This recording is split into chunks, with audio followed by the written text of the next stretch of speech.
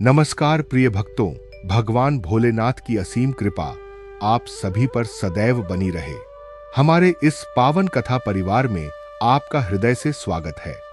आज हम सावन मास के पहले सोमवार की उस दिव्य व्रत कथा का श्रवण करने जा रहे हैं, जिसे श्रद्धा, विश्वास और पूर्ण समर्पण के साथ सुनना अत्यंत शुभ माना गया है।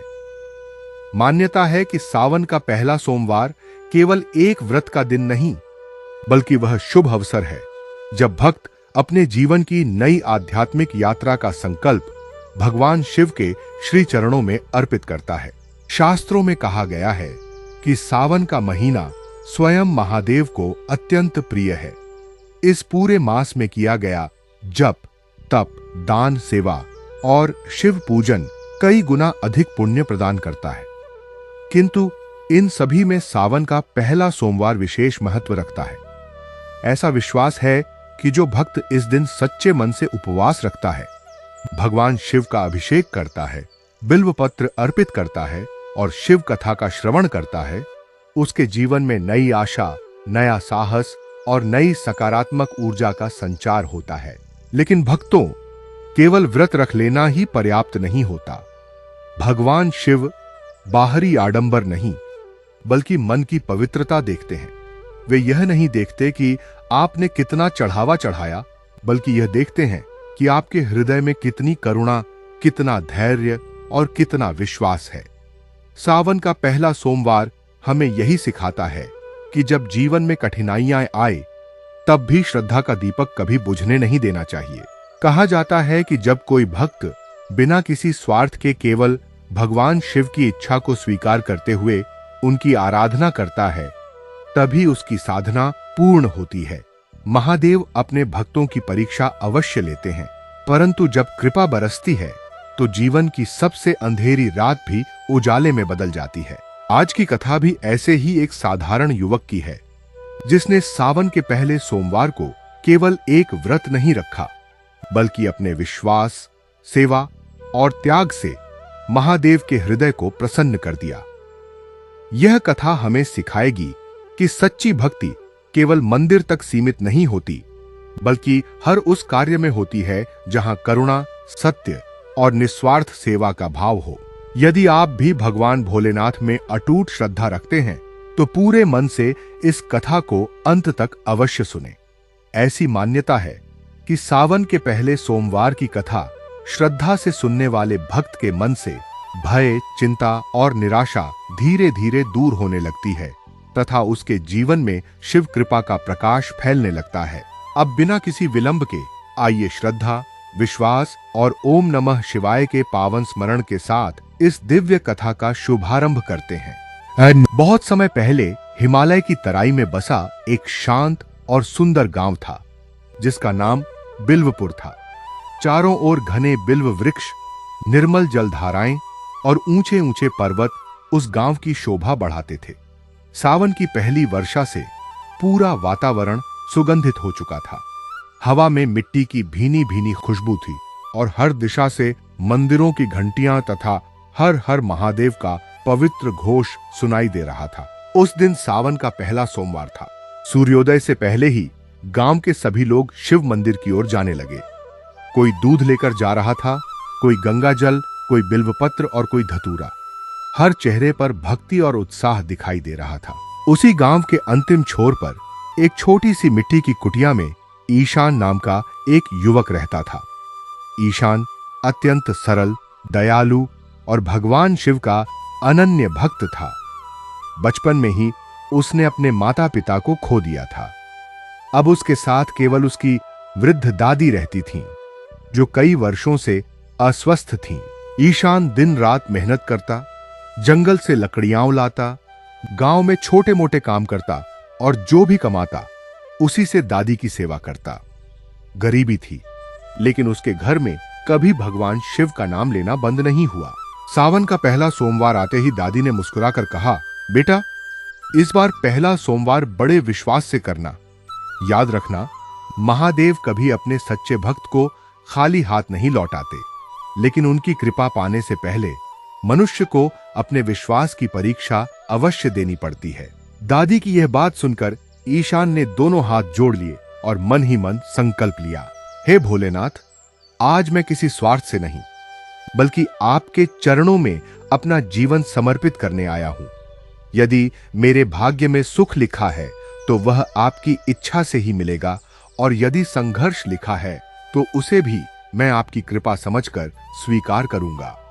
भोर का प्रकाश अब धीरे धीरे पूरे बिल्वपुर गांव में फैल चुका था। सावन की हल्की वर्षा के कारण प्रत्येक वृक्ष धुलकर नया प्रतीत हो रहा था। मंदिर की घंटियां निरंतर बज रही थीं और चारों दिशाओं में एयूएम नमः शिवाय का पवित्र मंत्र वातावरण को दिव्यता से भर रहा था। ईशान ने स्नान किया, स्वच्छ सफेद वस्त्र धारण किए और अपनी छोटी सी टोकरी में कुछ ताजे बिल्वपत्र, जंगल से लाए हुए सफेद पुष्प और तांबे का एक छोटा जलपात्र रख लिया। उसके पास न दूध था, न शहद, न घी और न ही कोई बहुमूल्य पूजन सामग्री। फिर भी उसके चेहरे पर चिंता नहीं थी। उसने मन ही मन कहा, हे भोलेनाथ, मेरे पास धन नहीं है लेकिन विश्वास है। मेरे पास सोना चांदी नहीं है लेकिन सच्चा हृदय है। यदि मेरी भक्ति में सच्चाई होगी तो आप अवश्य स्वीकार करेंगे। इतना कहकर वह गांव के प्राचीन शिव मंदिर की ओर चल पड़ा। रास्ते में उसने देखा कि सैकड़ों श्रद्धालु बड़ी श्रद्धा से पूजा की सामग्री लेकर जा रहे थे। कोई चांदी का कलश लिए था, कोई दूध से भरा पात्र, तो कोई बड़े बड़े थालों में फल और मिठाइयां लेकर चल रहा था। क्षण भर के लिए ईशान के मन में विचार आया, क्या मेरी साधारण पूजा भगवान को स्वीकार होगी? लेकिन अगले ही क्षण उसे अपनी दादी की बात याद आ गई। भोलेनाथ को वस्तुओं से अधिक भाव प्रिय है। उसका मन फिर शांत हो गया। थोड़ी दूर आगे बढ़ने पर उसने देखा कि रास्ते के किनारे एक अत्यंत वृद्ध महिला बैठी थी। उसके वस्त्र भीगे हुए थे और वह तेज बुखार से कांप रही थी। उसके पास न भोजन था और न ही पीने का जल। वृद्धा ने कांपते स्वर में कहा, बेटा, यदि थोड़ा सा पानी मिल जाए तो शायद मेरे प्राण बच जाए। ईशान ठिठक गया। उसने अपने हाथ में पकड़े जलपात्र को देखा। यही जल वह भगवान शिव के अभिषेक के लिए लेकर जा रहा था। उसके मन में विचारों का तूफान उठने लगा। यदि यह जल दे दिया तो मैं अभिषेक कैसे करूंगा? लेकिन यदि जल न दिया तो इस वृद्धा की प्यास कैसे बुझेगी? उसी समय उसे अपने बचपन में सुनी एक बात याद आई, जहां करुणा समाप्त होती है वहां भक्ति भी समाप्त हो जाती है। ईशान ने बिना एक क्षण गंवाए अपना पूरा जलपात्र वृद्धा की ओर बढ़ा दिया। वृद्धा ने धीरे धीरे जल पिया। कुछ ही क्षणों में उसके चेहरे पर अद्भुत शांति दिखाई देने लगी। उसने मुस्कुराकर ईशान की ओर देखा और बोली, बेटा, आज सावन का पहला सोमवार है। तुमने शिवलिंग पर जल चढ़ाने से पहले एक जीवित प्राणी की प्यास बुझाई है। याद रखना, महादेव ऐसे ही भक्तों से प्रसन्न होते हैं। ईशान ने विनम्रता से कहा, माता, यदि मेरी पूजा अधूरी रह भी जाए तो कोई बात नहीं, लेकिन आपके सामने प्यासे होकर मैं मंदिर कैसे चला जाता? वृद्धा की आंखों में चमक आ गई। उन्होंने अपना कांपता हुआ हाथ ईशान के सिर पर रखा और कहा, तुम्हारी यात्रा अभी लंबी है। आगे तुम्हें ऐसे निर्णय लेने होंगे जहां बुद्धि और श्रद्धा दोनों की परीक्षा होगी।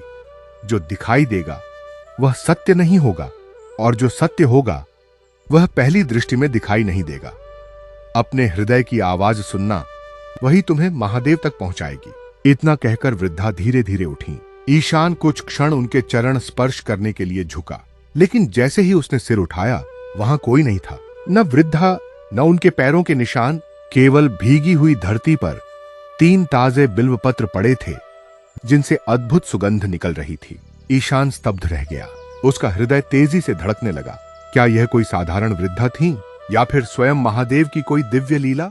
उसने श्रद्धा से उन तीनों बिल्वपत्रों को उठाया, अपने मस्तक से लगाया और उन्हें अपनी टोकरी में रख लिया। अब उसके भीतर पहले से कहीं अधिक विश्वास जाग चुका था। मंदिर की ओर जाने के स्थान पर उसके कदम अचानक गांव के पीछे स्थित उस प्राचीन वन की ओर मुड़ गए, जहां वर्षों से कोई जाने का साहस नहीं करता था। लोग कहते थे कि उस वन के भीतर एक प्राचीन शिवधाम छिपा हुआ है, जहां केवल वही भक्त पहुंच पाता है जिसकी भक्ति में छल नहीं होता। ईशान ने बिना भय के उस वन में प्रवेश कर लिया। जैसे ही उसने पहला कदम भीतर रखा, अचानक तेज हवा चलने लगी। घने बादलों ने पूरे आकाश को ढक लिया। चारों ओर गहरा सन्नाटा छा गया। ऐसा लग रहा था मानो स्वयं प्रकृति उसकी अगली परीक्षा की तैयारी कर रही हो। जैसे ही ईशान ने उस प्राचीन वन की सीमा पार की, वातावरण अचानक बदल गया। बाहर जहां वर्षा की हल्की फुहारें मन को शीतलता दे रही थीं, वहीं वन के भीतर एक गहरा और रहस्यमय सन्नाटा फैला हुआ था। ऊंचे ऊंचे साल, देवदार और बेल के वृक्ष इतने घने थे कि सूर्य का प्रकाश भी धरती तक मुश्किल से पहुंच पा रहा था। दूर कहीं झरने का स्वर सुनाई देता था, पर उसका स्रोत दिखाई नहीं देता था। गांव के बुजुर्ग कहा करते थे कि इस वन का नाम महाशांत वन है। यह कोई साधारण जंगल नहीं, बल्कि तपस्वियों की प्राचीन साधना भूमि है। मान्यता थी कि सावन के पहले सोमवार को यदि कोई निष्काम भाव से इस वन में प्रवेश करता है, तो उसका सामना बाहरी शत्रुओं से नहीं, बल्कि अपने ही मन के भय, मोह और अहंकार से होता है। ईशान को दादी की एक बात याद आई। बेटा, महादेव तक पहुंचने का मार्ग पैरों से कम और मन से अधिक तय होता है। यदि मन डगमगा गया तो मंजिल सामने होकर भी दूर रह जाएगी। वह धीरे धीरे आगे बढ़ता रहा। कुछ दूर चलने पर उसे एक छोटी सी पगडंडी दिखाई दी। उस पगडंडी के किनारे एक घायल हिरण पड़ा था। उसके पैर में गहरा कांटा धंसा हुआ था और वह दर्द से तड़प रहा था। ईशान तुरंत उसके पास बैठ गया। उसने बड़े प्रेम से कांटा निकाला, पास की जड़ी बूटी पीसकर उसके घाव पर लगाई और अपने वस्त्र का एक टुकड़ा फाड़कर पट्टी बांध दी। कुछ ही देर में हिरण धीरे धीरे खड़ा हुआ। उसने एक क्षण के लिए ईशान की आंखों में देखा, मानो मौन भाषा में धन्यवाद कह रहा हो। फिर वह जंगल की गहराइयों में दौड़ गया। ईशान मुस्कुराया और अपनी यात्रा आगे बढ़ाने लगा, लेकिन तभी अचानक तेज हवा चलने लगी। पेड़ों की शाखाएं जोर जोर से हिलने लगीं। बादलों की गर्जना से पूरा वन कांप उठा। कुछ ही क्षणों में इतनी घनी धुंध फैल गई कि ईशान को अपने सामने का रास्ता भी दिखाई देना बंद हो गया। उसने एक कदम आगे बढ़ाया ही था कि किसी गंभीर स्वर ने पुकारा, रुक जाओ। ईशान ठहर गया। उसने चारों ओर देखा, लेकिन वहां कोई दिखाई नहीं दिया। फिर वही आवाज आई, जो आगे बढ़ना चाहता है, पहले यह बताओ कि तुम भगवान शिव के पास क्या मांगने जा रहे हो। ईशान ने आंखें बंद कर लीं। कुछ पल मौन रहने के बाद उसने उत्तर दिया, पहले मैं अपनी दादी के स्वास्थ्य, अपने घर की गरीबी और सुख की कामना लेकर निकला था, लेकिन इस यात्रा ने मुझे बदल दिया है। अब मैं केवल इतना चाहता हूं कि मेरा मन कभी भगवान शिव से दूर न हो। यदि उनका साथ मिल जाए तो हर दुख सहने की शक्ति भी मिल जाएगी। जैसे ही उसके मुख से ये शब्द निकले, तेज हवा अचानक शांत हो गई।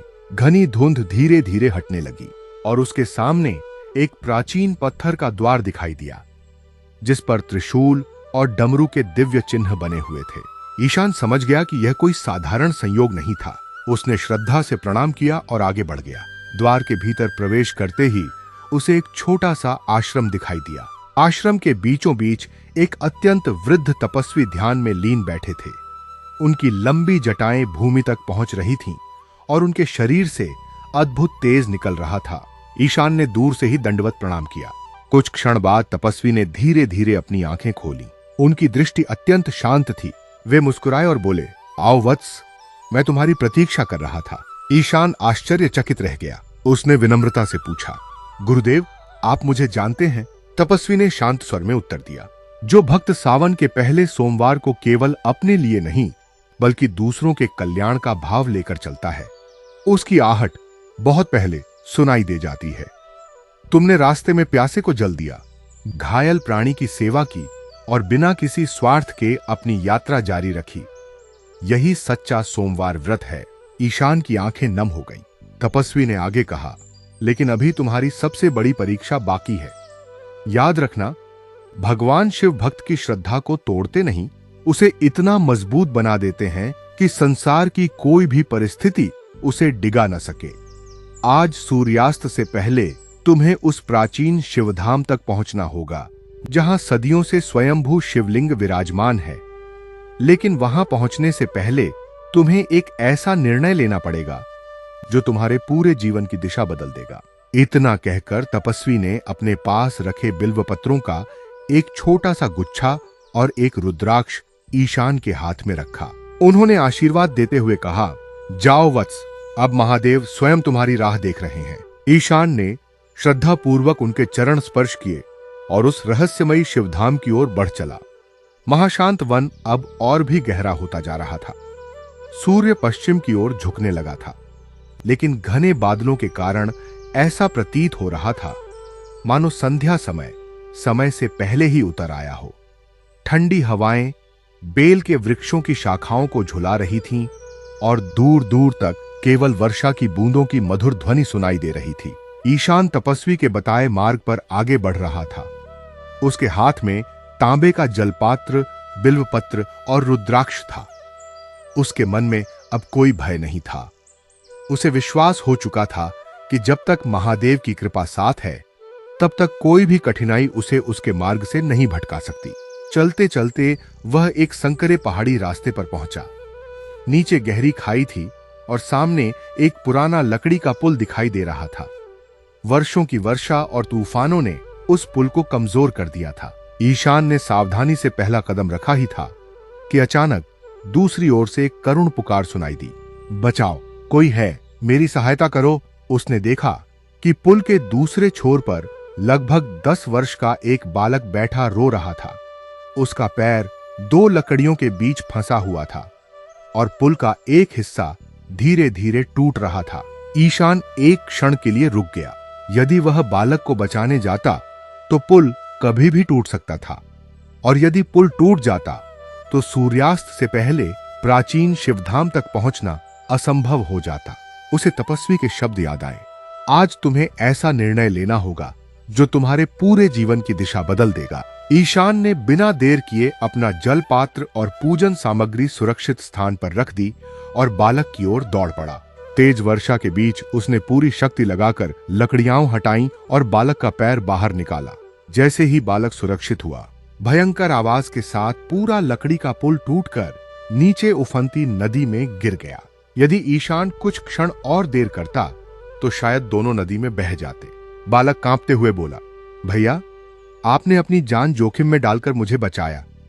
मैं आपका यह उपकार कभी नहीं भूलूंगा। ईशान मुस्कुराया, बेटा, किसी की रक्षा करना ही सबसे बड़ा धर्म है। भगवान शिव की पूजा बाद में भी हो सकती है, लेकिन किसी का जीवन वापस नहीं आता। इतना सुनते ही बालक के चेहरे पर एक अद्भुत तेज फैल गया। उसकी आंखों से दिव्य प्रकाश निकलने लगा। ईशान आश्चर्य से उसे देखने लगा। कुछ ही क्षणों में वह साधारण बालक एक तेजस्वी दिव्य स्वरूप में बदल गया। उसके पीछे एक श्वेत वृषभ प्रकट हुआ और वातावरण में डमरू की मधुर ध्वनि गूंजने लगी। दिव्य पुरुष मुस्कुराए और बोले, वत्स ईशान, आज तुमने फिर सिद्ध कर दिया कि तुम्हारी भक्ति केवल शब्दों में नहीं बल्कि कर्मों में है। जिस भक्त के लिए जीवों की रक्षा ही पूजा बन जाए, उसके लिए स्वयं महादेव मार्ग खोल देते हैं। ईशान स्तब्ध रह गया। उसने तुरंत दोनों हाथ जोड़कर प्रणाम किया, लेकिन अगले ही क्षण वह दिव्य स्वरूप अदृश्य हो गया। जहां वह खड़े थे, वहां केवल एक चमकता हुआ त्रिशूल का चिन्ह रह गया था। ईशान की आंखों से आंसू बहने लगे। उसने मन ही मन कहा, हे भोलेनाथ, यदि यह आपकी लीला है तो मैं धन्य हूं। अब मैं कुछ नहीं मांगूंगा, बस जीवन भर आपकी भक्ति से कभी दूर न हो। इतने में एक और चमत्कार हुआ। जिस पुल के टूट जाने से आगे बढ़ना असंभव लग रहा था, उसी स्थान पर नदी के ऊपर बड़े बड़े पत्थर अपने आप उभरने लगे। वे इस प्रकार व्यवस्थित हो गए कि एक नया प्राकृतिक मार्ग बन गया। ईशान ने आश्चर्य से उस मार्ग को देखा। उसे समझ आ गया कि जब मनुष्य करुणा को चुनता है, तब भगवान स्वयं उसके लिए रास्ते बना देते हैं। वह श्रद्धा से ओम नमः शिवाय का जप करता हुआ उन पत्थरों पर चलने लगा। नदी पार करते ही उसे दूर पर्वत की चोटी पर एक दिव्य प्रकाश दिखाई दिया। वही प्राचीन शिवधाम था, जहां सदियों से स्वयंभू महादेव विराजमान थे और जहां पहुंचने के बाद उसकी पूरी जीवन यात्रा बदलने वाली थी। संध्या धीरे धीरे पर्वतों की चोटियों पर उतरने लगी थी। सावन की वर्षा अब हल्की फुहारों में बदल चुकी थी। पश्चिम दिशा में सूर्य की अंतिम किरणें बादलों के बीच से निकलकर पूरे आकाश को सुनहरे और केसरिया रंग से भर रही थीं। ठंडी हवा के प्रत्येक झोंके में बेलपत्र, धतूरे और भीगी मिट्टी की सुगंध घुल चुकी थी। ईशान उस प्राकृतिक पत्थरों के मार्ग को पार करके पर्वत की अंतिम चढ़ाई की ओर बढ़ रहा था। जैसे जैसे वह ऊपर पहुंचता गया, उसके भीतर का शोर शांत होता गया। अब उसके मन में न कोई इच्छा थी, न कोई शिकायत, न कोई भय। केवल एक ही मंत्र उसकी सांसों के साथ चल रहा था, ओम नमः शिवाय, ओम नमः शिवाय। कुछ ही देर बाद वह पर्वत की चोटी पर पहुंचा। उसने जो दृश्य देखा, उसे देखकर वह कुछ क्षणों तक वहीं स्थिर खड़ा रह गया। विशाल चट्टानों के बीच एक अत्यंत प्राचीन प्राकृतिक गुफा थी। गुफा के द्वार पर 2 विशाल बेल वृक्ष खड़े थे, जिनकी शाखाएं मानो स्वयं भगवान शिव को प्रणाम कर रही हों। भीतर से मंद मंद प्रकाश निकल रहा था और बिना किसी मनुष्य के स्पर्श के घंटियों की मधुर ध्वनि सुनाई दे रही थी। ईशान ने श्रद्धा से भूमि को स्पर्श किया और धीरे धीरे गुफा के भीतर प्रवेश किया। जैसे ही उसने अंदर कदम रखा, उसका रोम रोम पुलकित हो उठा।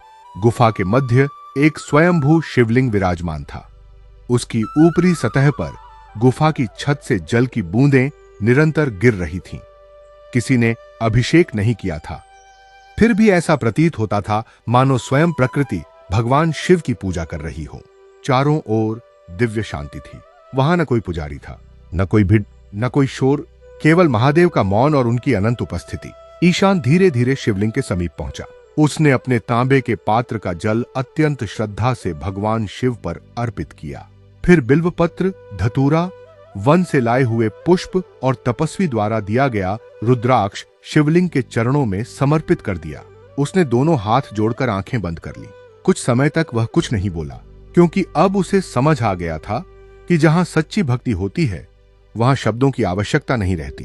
काफी देर बाद उसके होठों से केवल एक प्रार्थना निकली, हे भोलेनाथ, आज मैं कुछ मांगने नहीं आया हूं। आपने मुझे सिखा दिया कि सच्चा व्रत भूखा रहने का नहीं, बल्कि अपने भीतर के अहंकार को त्यागने का नाम है। यदि मुझ पर कृपा करना चाहें, तो बस इतना वरदान दीजिए कि जीवन की हर परिस्थिति में मेरा विश्वास कभी कम न हो। जैसे ही उसने अपनी प्रार्थना पूरी की, पूरी गुफा में एक तेजस्वी प्रकाश फैल गया। डमरू की अत्यंत मधुर ध्वनि गूंजने लगी। गुफा की दीवारों पर बने प्राचीन त्रिशूल मानो प्रकाश से चमक उठे। उसी क्षण एक गंभीर, करुणामय और दिव्य स्वर पूरे वातावरण में गूंजा, वत्स ईशान। ईशान ने तुरंत अपनी आंखें खोली। गुफा में कोई दिखाई नहीं दे रहा था, लेकिन वह दिव्य स्वर हर दिशा से सुनाई दे रहा था। तुम्हें क्या लगता है कि मैं केवल इस शिवलिंग में रहता हूं? नहीं प्रभु, ईशान ने कांपते स्वर में कहा। दिव्य वाणी फिर गूंजी, जब तुमने प्यासी वृद्धा को जल दिया, मैं वहीं था। जब तुमने घायल हिरण की सेवा की, मैं वहीं था। जब तुमने अपने प्राणों की चिंता किए बिना उस बालक को बचाया, तब भी मैं वहीं था। जो प्रत्येक जीव में शिव को देख लेता है, उसका हर कदम पूजा बन जाता है। ईशान की आंखों से आंसुओं की धारा बह निकली। वह नतमस्तक होकर भूमि पर लेट गया। दिव्यवाणी आगे बोली, सावन के पहले सोमवार का रहस्य केवल व्रत रखना नहीं है। इसका वास्तविक अर्थ है अपने मन के अहंकार, लोभ, क्रोध और स्वार्थ का उपवास करना।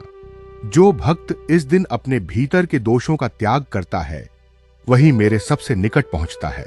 आज से तुम्हारा जीवन केवल तुम्हारा नहीं रहेगा। जहां भी कोई दुखी, निराश या असहाय होगा, वहां तुम मेरे नाम का प्रकाश पहुंचाओगे। यही तुम्हारी साधना होगी, यही तुम्हारा व्रत होगा। इतना कहते ही गुफा का प्रकाश धीरे धीरे सामान्य होने लगा।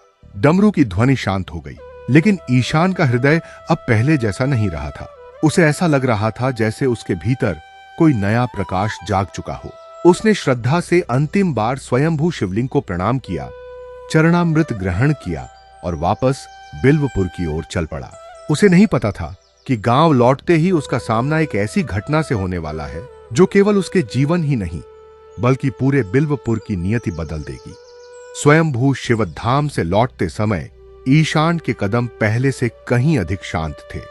पर्वतों की ऊंचाइयों से नीचे उतरते हुए उसे ऐसा अनुभव हो रहा था मानो पूरा वन उसके साथ एयूएम नमः शिवाय का जप कर रहा हो। वर्षा की प्रत्येक बूंद उसके शरीर पर नहीं, बल्कि उसके मन पर गिर रही थी और वर्षों से जमा भय, चिंता तथा असुरक्षा को धोती चली जा रही थी। जब वह पर्वत से नीचे उतरा तो संध्या पूरी तरह फैल चुकी थी। दूर दूर तक आकाश में घने काले बादल छा गए थे। बिजली बार बार चमक रही थी और पहाड़ों से तेज गर्जना सुनाई दे रही थी। ईशान ने अपनी गति बढ़ा दी। उसे अपनी वृद्ध दादी की चिंता होने लगी। कुछ ही समय बाद जैसे ही वह बिल्वपुर गांव के निकट पहुंचा, उसने देखा कि पूरा गांव भय और अफरा तफरी में डूबा हुआ है। लोग अपने घरों से बाहर निकलकर ऊंची जगहों की ओर भाग रहे थे। बच्चों के रोने की आवाज, महिलाओं की प्रार्थनाएं और पुरुषों की चिंतित पुकारें चारों ओर गूंज रही थीं। ईशान ने दौड़कर एक ग्रामीण से पूछा, क्या हुआ? सब लोग इतने भयभीत क्यों हैं? ग्रामीण ने घबराते हुए कहा, ईशान, पहाड़ों पर कई दिनों से लगातार वर्षा हो रही थी। अभी अभी समाचार मिला है कि ऊपर की झील का प्राकृतिक बांध टूटने वाला है। यदि पानी एक साथ आया तो पूरा बिल्वपुर बह सकता है। यह सुनते ही ईशान का हृदय धड़क उठा। उसे तुरंत स्वयंभू शिवधाम में सुनी दिव्य वाणी याद आई। आज से तुम्हारा जीवन केवल तुम्हारा नहीं रहेगा। वह बिना समय गंवाए गांव के बीच स्थित प्राचीन शिव मंदिर की ओर दौड़ा। मंदिर के आंगन में पूरे गांव के लोग एकत्र थे। हर चेहरे पर डर साफ दिखाई दे रहा था। कोई अपने धन की चिंता कर रहा था, कोई अपने पशुओं की, कोई अपने घर की। लेकिन ईशान ने ऊंची आवाज में कहा, भाइयों और बहनों, अभी घबराने का समय नहीं है। यदि हम सब एकजुट होकर काम करें तो बहुतों की जान बच सकती है। महादेव ने हमें केवल प्रार्थना करना नहीं, बल्कि संकट में कर्म करना भी सिखाया है। उसकी आवाज में ऐसा विश्वास था कि लोगों का भय धीरे धीरे कम होने लगा। ईशान ने गांव के युवाओं को अलग अलग दलों में बांट दिया। किसी को बच्चों और वृद्धों को सुरक्षित स्थान पर पहुंचाने का कार्य मिला, किसी को पशुओं को खोलकर ऊंची पहाड़ियों की ओर ले जाने का। कुछ लोगों को नदी के किनारे रहने वाले परिवारों को तुरंत बाहर निकालने के लिए भेजा गया। ईशान स्वयं सबसे आगे चल पड़ा। तेज वर्षा शुरू हो चुकी थी। चारों ओर केवल पानी, हवा और गर्जना का शोर था। इसी बीच उसे एक वृद्ध दंपति दिखाई दिए जो अपने टूटते हुए घर से बाहर नहीं निकल पा रहे थे। बिना एक क्षण सोचे ईशान पानी के तेज बहाव में उतर गया। उसने दोनों को सहारा देकर सुरक्षित स्थान तक पहुंचाया। उसी समय एक छोटा बालक अपनी मां से बिछड़कर रोने लगा। ईशान फिर वापस मुड़ा और उसे भी सुरक्षित ले आया। बार बार लोग उसे रोकते रहे, ईशान, अब मत जाओ, पानी बहुत बढ़ गया है। लेकिन उसने केवल इतना कहा, जब तक एक भी व्यक्ति संकट में है मैं कैसे रुक सकता हूं। धीरे धीरे पूरा गांव ऊंची पहाड़ी पर पहुंच गया। कुछ ही क्षण बाद पहाड़ों से प्रचंड जलधारा आई। नदी अपने किनारों को तोड़ती हुई गांव की ओर बढ़ी। सभी लोग सांस रोके उस दृश्य को देख रहे थे। लेकिन तभी एक अद्भुत घटना घटी। गांव के सामने स्थित विशाल शिलाखंड, जो वर्षों से पर्वत की ढलान पर स्थिर था, अचानक खिसककर नदी के बीच आ गया। उसने पानी की मुख्य धारा का मार्ग बदल दिया। प्रचंड जल गांव के बीच आने के बजाय दूसरी घाटी की ओर मुड़ गया। बिल्वपुर बच गया। सभी लोग आश्चर्य से एक दूसरे को देखने लगे। गांव के सबसे वृद्ध पुजारी की आंखों से आंसू बह निकले। उन्होंने कांपते स्वर में कहा, यह केवल प्रकृति का संयोग नहीं हो सकता। जब पूरे गांव ने सेवा, एकता और विश्वास का मार्ग चुना, तब स्वयं महादेव ने हमारी रक्षा की है। ईशान ने तुरंत मंदिर की ओर देखा। मंदिर के शिखर पर लगा त्रिशूल बिजली की चमक में ऐसे दमक रहा था मानो स्वयं भगवान शिव अपने भक्तों को आशीर्वाद दे रहे हों। उसने हाथ जोड़कर कहा, हे भोलेनाथ, आज समझ आया कि आपकी कृपा केवल चमत्कार में नहीं, बल्कि उस शक्ति में होती है जो आप अपने भक्तों को सही समय पर सही कर्म करने के लिए देते हैं। पूरे गांव में एक साथ उद्घोष हुआ, हर हर महादेव। उस रात बिल्वपुर का कोई भी व्यक्ति भूखा नहीं सोया। जिसके पास जो था उसने दूसरे के साथ बांट दिया। और ईशान को पहली बार यह अनुभव हुआ कि शायद यही सावन के पहले सोमवार के व्रत का सबसे बड़ा फल है, जब एक व्यक्ति की भक्ति पूरे समाज के कल्याण का कारण बन जाए। उस रात वर्षा धीरे धीरे थम गई। आकाश में बादल छांटने लगे और पूर्णिमा जैसा उज्जवल चंद्रमा पर्वतों के पीछे से झांकने लगा। बिल्वपुर गांव, जो कुछ ही समय पहले भय और निराशा से घिरा हुआ था, अब भगवान शिव की कृपा के प्रति कृतज्ञता से भर चुका था। गांव के सभी लोग प्राचीन शिव मंदिर में एकत्र हुए। मंदिर के प्रांगण में सैकड़ों दीपक जलाए गए। धूप, कपूर और चंदन की सुगंध पूरे वातावरण में फैल गई। हर ओर केवल एक ही स्वर गूंज रहा था, हर हर महादेव, एयुम नमः शिवाय। वृद्ध पुजारी ने ईशान को अपने पास बुलाया और कहा, बेटा, आज तुमने हमें सिखाया कि भगवान शिव की सच्ची पूजा केवल जल, दूध और बिल्व पत्र से नहीं होती। सच्ची पूजा तब होती है जब मनुष्य अपने सुख से पहले दूसरों के दुख को देखना सीख जाए। ईशान ने विनम्रता से उत्तर दिया, गुरुदेव, यदि आज कुछ हुआ है तो वह मेरी शक्ति से नहीं, महादेव की कृपा से हुआ है। मैं तो केवल उनका एक छोटा सा सेवक हूं। उसी समय मंदिर की घंटियां अपने आप बजने लगी। बिना किसी के स्पर्श के शिवलिंग पर रखा एक बिल्वपत्र धीरे धीरे खिसक कर ईशान के चरणों के पास आ गिरा। सभी भक्त विस्मय से उस दृश्य को देखने लगे। उसी क्षण मंदिर के गर्भगृह में एक दिव्य प्रकाश फैल गया। किसी को कोई आकृति दिखाई नहीं दे रही थी, लेकिन पूरे मंदिर में एक गंभीर और करुणामयी वाणी गूंज उठी। जो भक्त पहले सोमवार को केवल अपनी इच्छाओं की पूर्ति के लिए नहीं, बल्कि संसार के कल्याण की भावना से व्रत करता है, मैं सदैव उसके साथ रहता हूं। जो भूखे को भोजन देता है, प्यासे को जल देता है, दुखी को सहारा देता है और संकट में धैर्य नहीं छोड़ता, उसका प्रत्येक कर्म मेरे अभिषेक के समान है। याद रखो, व्रत का अर्थ केवल अन्न का त्याग नहीं, बल्कि बुरे विचारों का त्याग है। पूजा का अर्थ केवल मंदिर तक पहुंचना नहीं, बल्कि हर प्राणी में शिव का दर्शन करना है। पूरे मंदिर में उपस्थित प्रत्येक व्यक्ति की आंखें नम हो गईं। ईशान ने हाथ जोड़कर कहा, प्रभु, यदि आप प्रसन्न हैं तो मुझे धन, वैभव या यश नहीं चाहिए। बस इतना आशीर्वाद दीजिए कि जीवन की अंतिम सांस तक मेरे मन में सेवा, करुणा और आपकी भक्ति बनी रहे। कुछ क्षणों तक पूरा मंदिर मौन रहा। फिर शिवलिंग पर गिरती जलधारा अचानक और तेज हो गई। मंदिर में उपस्थित वृद्ध पुजारी मुस्कुराए और बोले, वत्स, महादेव ने तुम्हारी प्रार्थना स्वीकार कर ली। जिसने सेवा मांगी उसे शिव स्वयं अपना बना लेते हैं। समय बीतता गया। ईशान ने कभी अपने जीवन का मार्ग नहीं बदला। वह प्रतिदिन प्रातःकाल शिव मंदिर जाता, फिर गांव के गरीबों, बीमारों और असहाय लोगों की सेवा करता। धीरे धीरे बिल्वपुर दूर दूर तक एक ऐसे गांव के रूप में प्रसिद्ध हो गया जहां लोग केवल पूजा नहीं करते थे, बल्कि एक दूसरे के दुख में भी साथ खड़े रहते थे। कहा जाता है कि वर्षों बाद जब भी सावन का पहला सोमवार आता, बिल्वपुर के लोग सबसे पहले किसी जरूरतमंद की सहायता करते, उसके बाद ही भगवान शिव का अभिषेक करते। उनका विश्वास था कि यही महादेव की सबसे प्रिय पूजा है। इसीलिए आज भी श्रद्धालु कहते हैं, सावन के पहले सोमवार का व्रत तभी पूर्ण माना जाता है जब मन में अहंकार न हो, वाणी में मधुरता हो, हाथ सेवा के लिए उठें और हृदय में केवल भगवान शिव का स्मरण हो।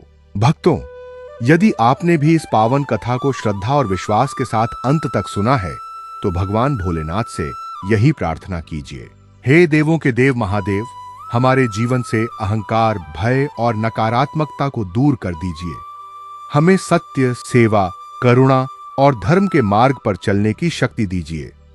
हमारी बुद्धि को सदैव पवित्र रखिए और हमारे परिवार पर अपनी कृपा की वर्षा बनाए रखिए। ओम नमः शिवाय।